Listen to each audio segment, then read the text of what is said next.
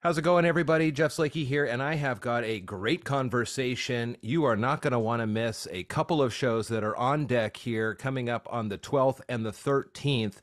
Kristian Bush from the hit country band Sugarland is going to be performing at the Spanish Ballroom at the Elks Temple in Tacoma on Wednesday the 12th, and then he'll be live in concert for the Peace, Love, and Union Songwriters Series. This is going to be a huge event at the Robin Hood Village. We have a write-up in it in our latest issue of Tracing the Fjord. And this is very cool. Kristian is online at kristianbush.com, also sugarlandmusic.com. How are you doing? I'm fantastic. How are you? I am great. It's nice to talk with you, and fan of the music, so that's Thank you. great. And it's really cool to talk with you. I told my wife that I was having this conversation here, and she goes, "Oh, you lucky dog there. That's going to be very cool." So, talk to me a little bit about what you have been working on these last, what, 52 weeks or something? You have put out a song and you have four albums out, and it's a culmination. And this is kind of your kickoff for the tour. Yeah, so I had a crazy idea. The birthday that I had going into COVID, literally the day of, Okay. right? So like March the 14th, 2020, I was turning 50 years old, which is a weird thing because I asked myself, who else in country music is 50? And then I couldn't answer the question because people stopped talking about it, especially men. They just like ambiguously start flipping tires in the parking lot, and they keep working out and going Uh-huh. up and singing more Kenny Chesney songs, whatever. And and so you just don't know how old somebody is. And I was like, wow. So I totally skipped like two birthdays because we were locked up. Sure. And so when we came back out of all of this, the music business was very, very different. Yeah. It was a bunch of people had to pivot. There were lots of different thoughts and things. And I suggested just being silly one day. It was like, man, you know what? You can put out so much music now. You don't have to manufacture it all. Why wouldn't somebody put a song out every week? And they were like, oh, yeah, definitely don't do that. And I was like, really? And they're like, yeah, yeah. I was like, but that's what people consume. Like, if my favorite band put out a new song every week, you'd be hard pressed to pry my headphones away from me as I listen to yet another U2 song or Yeah. whatever, Yeah. and if I knew it was coming every week, I'd freak out. And so the record company that holds the Sugarland contract, I just called them just to be nice, to say, hey, look, I know you don't have me as a solo artist, but I'm going to release 52 songs on my 52nd birthday, and I just wanted to let you know so you don't read it in the newspaper, Sure. you know. Sure. And pretty quickly, the guy who runs that called me back, and he was like, hey, you shouldn't put them all out at one time. And I was like, yeah, yeah, okay. And you shouldn't put them out once a week. And I was like, okay. He goes, well, what you should do is put them into four albums and release them like every 3 months, because the singles come out, and then 2 weeks later another one, and then another one, and then your record comes out. And so pretty much for the last 16 months, I've been putting out music every 3 months, like a teenager on a treadmill with like nothing but cheeseburgers in front of you that you keep walking toward, but you can never get there. And so what it has done is, first of all, it has freaked out all of my friends and Sure. neighbors, because I put out as much music in a year as Sugarland did in an entire career. You got to get your head around that. Like, Yeah. that's an odd thing, right? Bands usually stay together about 8 years. Most artists have between 6 and 8 albums, and then they flutter away. Like, even Fleetwood Mac can't get another album out of themselves, like they Sure. just keep going back to the old one. And this all happened very quickly. So the music that's coming out literally right now is the first release since this collection of four albums. So I've just kept the pace up. If you go to kristianbush.com, you click on music, you can see this. So they're kind of spread out, like you said, 52 this year, 52 New Blue in the Key of Summer, and then a really cool collaboration with some horns down in Oh yeah. Atlanta with the ATL and the BNA album there. So when you have to, did these albums come together? Like, so the 10 songs that are in ATL time BNA, did that come together? You go, these are 10 great songs here. Or was it hard to connect these into four separate albums? It was pure panic. It was that particular one. I knew I had to start there because I had weirdly been thrust into having a solo career. My singing partner in Sugarland, Jennifer, had decided she wanted to have a baby and didn't want to be in Sugarland anymore. She just wanted to like do it herself. And I was like, well, go for it. You know, I have two kids. I get it. And I knew her before she joined the band. So she was my old opening act. Uh-huh. So I knew she had this great voice and wanted us to use it, but her records didn't do so well. And my solo record that I put out literally just to make money so I could keep paying for my life, um, it blew up, and it had like a top 15 hit in country. Like it was like like people were like, "Oh man, have you heard this song?" I'm like, "Yeah, it's me." They're like, "No." No, you're in a band. This is a solo Yeah, because guy. they hadn't really heard me sing in Sugarland. We just hear Jennifer, right? So that happened, and then right as I was going to follow that up, I had put together this ATL XBNA record, and right then I got a phone call from Jennifer saying, "Hey, let's put the band back together. Uh-huh. I want to do this again." And I was like, "Oh, okay, perfect." So I knew when I got the opportunity that was going to be the first set of songs, and they were already done, and it would buy me a little time Uh-huh. to start the rest of the process. You So those mentioned weren't hard. okay. They're, they are, if you like, a lot of people, Sugarland is like a gateway drug for country music. Like, I don't like country music, but I love what you do. Right. You know, there's a lot, I get that a lot. And the Atlanta, Nashville ATL XBNA record is an experiment of squishing together these incredibly well-crafted songs that I wrote with songwriters in Nashville with these incredible like Atlanta players. Like there's like Aretha Franklin's horns are on there, like Jill Scott's people are on there. I mean, it's insane. The people that I can't even play that music. It's so strange. Tell me a little bit about when you have the album here with your influences from the 90s and how that had led into some of the songwriting. And then, too, still how what you do through today. Sure. The third incarnation of the 52, like the sequential albums, it fell into the sort of the fall is where it was going to get released. We knew it was going to be October, November, something where it was cold. And as I was putting them together, I thought they were going to be a bunch of love songs. And literally about 2 weeks before it was due, I realized that when I rearranged them with the songs that I thought were going in the album after it, I found that the through line is that they all sounded like my previous band's life. So I had a record deal in the 90s on Atlantic Records. So if you imagine for a second, just erase all of the country music in your brain Okay. that's associated with me. Okay. I signed my record deal in 1992. So our first record came out in 94. And so my peers are Matchbox 20. Yep. They got signed the same month. Jewel, Hootie and the Blowfish got signed the month after us. Stone Temple Pilots were the guys that were making all the money on the record label. I was on Atlantic Records out of New York, which was like Led Zeppelin's label. Yeah. Like Yeah. It's huge. it was completely not connected to anything in the world. And there was this resurgence of songwriters being able to make rock bands suddenly, and they were somewhat folk rock or they were acoustic based. You know, it was the rise of Sheryl Crow. She had Yeah. just been signed to a record deal. Those are actually my peers. That's why I am that age.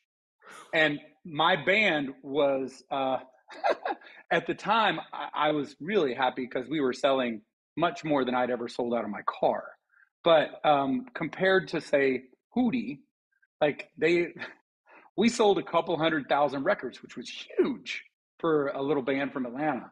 But compared to like 16 or 18 million records they sold in a year on the Yeah. same label, we were like a complete failure, except we weren't, right? So we went around the world. You might have seen us opening for Melissa Etheridge, or um, we played with Beck and Bob Dylan and all that. Like Beck was starting out, like, so that's actually where my musical history is. Okay. So the third installation of 52, the album, is called New Blue. And it is essentially, if you just listen to it and you think about me as being a guy from the 90s, all those songs you're like, oh my gosh, you've been repurposing yourself over and over. Yes, I have. That's Yes, Sugarland amazing. is like 30 to 40% Billy Pilgrim, right? Tell me. So, so you'll recognize some voices like uh, the singer for Spin Doctors is singing with me on one of the songs, Uh-huh. and because we were all coming up together. Man, that's awesome. I was just listening to the Spin Doctors yesterday. Uh, Yeah, tell me, tell me about the EP. Drink Happy Thoughts is out on July 14th. There's a little bit of a single here. I'll add that to the interview. But tell me about this, and then let's talk about Union. Talk about Tacoma and then Union. sure. Somewhere in the middle of COVID, I'll try to make this super fast. I got asked to fill in on a concert date on the way to somewhere else, and I told my agent, sure, but like, keep me safe. And they're like, okay, bring a band, but listen, Christian, just play your summertime beach songs. And I was like, what? He was like, Uh, yeah, don't ask me, just do that. And so I rolled into the gig, and it was like a Saturday night in Key West at a resort, like a private resort. And I was like, oh, this, you know, uh, they're paying me enough. This has got to be a real show. I showed up, and I was filling in for Jimmy Buffett's band. The Coral Reefer band had canceled. I guess what? Jimmy didn't want them out in the COVID space, and so I rolled in and started playing my sort of beachy, fun, happy country songs. Uh-huh. And it was for the International Parrot Head gathering, which is this international fan club gathering of Jimmy Buffett fans. And suddenly, they all looked at me like I was Right. their perfect cousin Right. that had not shown up to the party till now. And my brother even like was playing with me. He's like, man, if you get too close to the edge of that stage, they're going to take you home with them. Like it was that good. Wow. So I went home and I kind of wrote myself a note like, next time I write from scratch, I should really take a minute and write songs from this moment, right? To because these people need new music, and I can write that. Yeah. And so I did about 6 weeks ago. I sat down.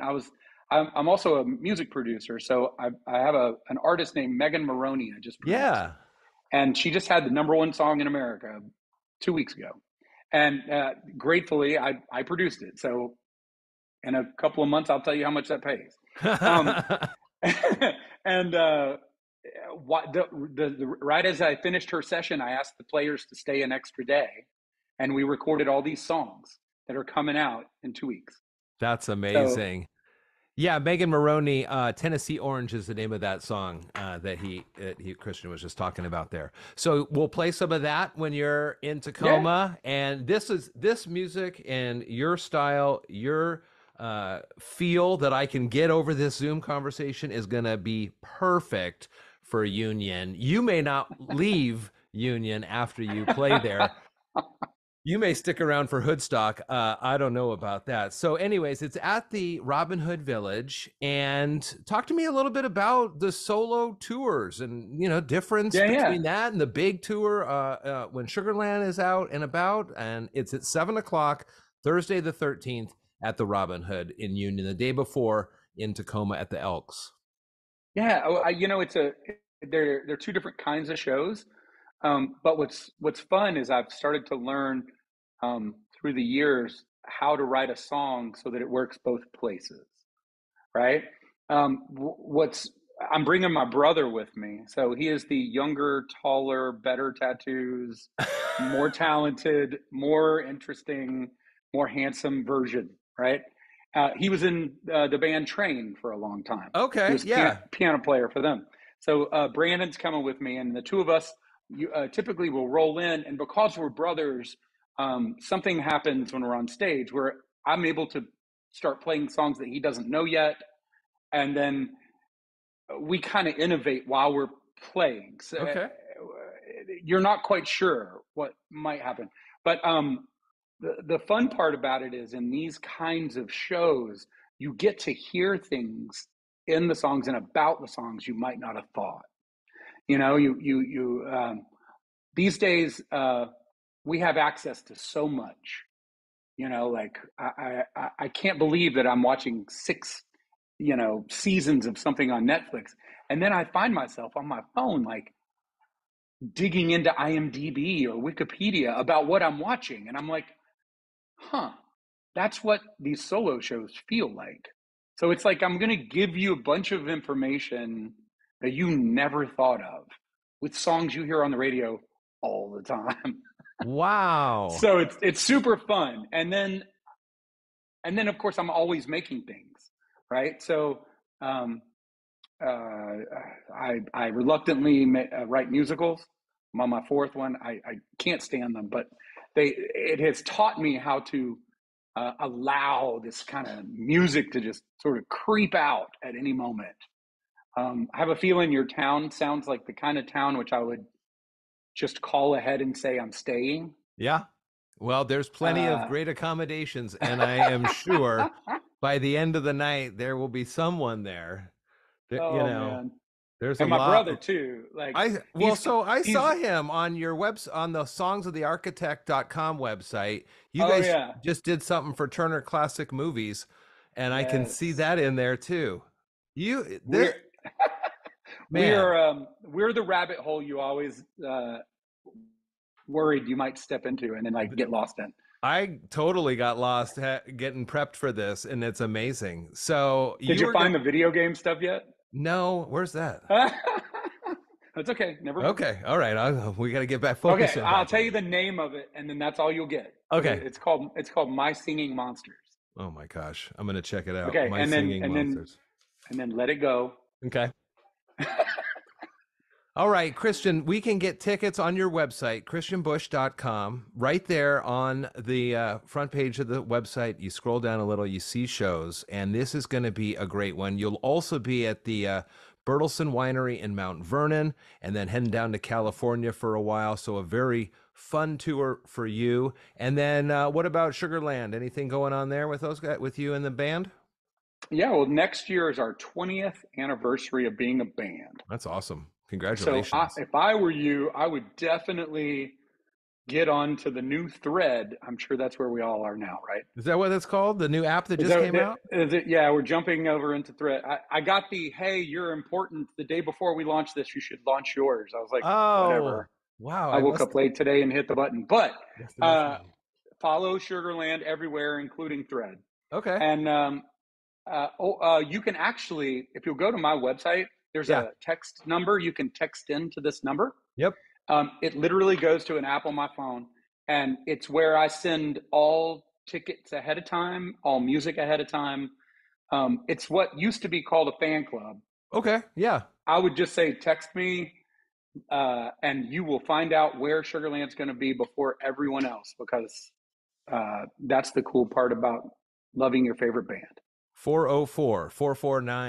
404-449-8054. I'll put the links to that. Also, all the social media is available there as well. What a great conversation. It was really nice talking with you. Thank you, Jeff. I can't wait to hang out in the same space. It would be very nice. Unfortunately, I'm not going to be able to go to the show. I'm running this Ragnar relay race, and we're leaving on You're running the Ragnar or a Ragnar? Yeah. Yeah. I'm sorry. Well, you want to trade? Is there a fire or something that you need to run from? No, I don't know what it was. My wife says, "You want to do Ragnar?" I said, why not? Let's try it." So, Oh, she did it. yeah. So Oh, okay. Well, we're I gonna don't do feel it bad for together. you at all. we'll do it together, and unfortunately it's that day, but we may have to figure out something else. Kristian, That's that's all right. what a nice conversation, and you be well. Have a great night. It was nice talking to your dog as well before the interview started. What do you think, Lily? Huh? Do I pass muster? What a good dog. All right, sir. I'll let you to it. You have a good one, and have a great tour. And congratulations on all your success and continued success. Thank you. Thank you so much, Jeff. That's awesome. All right. Kristian Bush, again, he is going to be in Tacoma, in Union, in Mount Vernon, and find out more about him and all that he has to offer at kristianbush.com.